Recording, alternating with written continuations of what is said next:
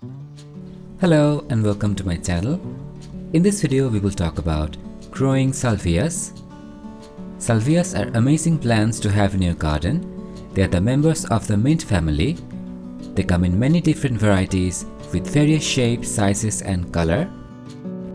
From 6 feet tall to 1 feet, some of them are annual and some are perennials. There are about 1,000 varieties of salvias around the world. This one what I have is the most popular for garden beds and container growing. We grow them here as winter spring plants. The flowers come in long spikes and they create a beautiful display of tubular blooms with vibrant colors. Flowers of most salvia plants are long lasting and attract butterflies and pollinators, which are always good for your garden. The plants are very much carefree and easy to grow, and they are great for beginners. You can grow them from seed or get your preferred plant from a nursery. When growing them, choose a sunny location. They are sun-loving plants, so the more sun they get, the more they will flower. Minimum 6 hours of direct sunlight will help them produce more blooms. They are also heat and drought tolerant. You can save them for a long time going in the summer. When the heat is too much, give them partial shade so they can live and flower for a longer period of time. If you are planting them in a container, take a minimum of 8-inch container so they can grow well and big. Salvia plants don't need a very rich soil, but they must have a good drainage. If your soil is heavy, then mix some river sand to improve the drainage. They will tolerate poor soil, but to have a healthy plant, mix some compost with your soil to improve the quality.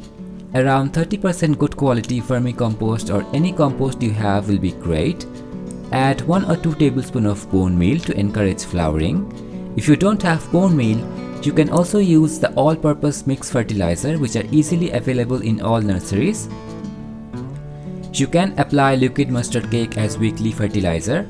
They are light feeders, so you don't have to fertilize them too much. Though they are somewhat drought tolerant, salvia should be watered well. Water them properly and wait for the soil to dry out between watering. Water regularly during the summer months to keep them fresh during hot weather. Usually I don't face much pest problems with this plant, but they can get attacked by aphids and spider mites.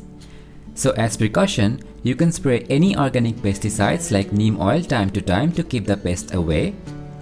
When the flower spikes get old and dry, prune them and remove them from the plant. This will help the plant produce more flowers and keep them neat and tidy.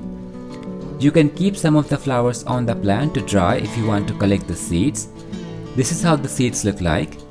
When they are dry, collect them, save the seeds in a dry place. Next year you can grow them from the seeds. They're not difficult at all and there are many hybrid varieties available to plant. So grow them and enjoy. And if you enjoyed this video, please like it and subscribe to my channel for more videos like this. I will see you next time. Bye!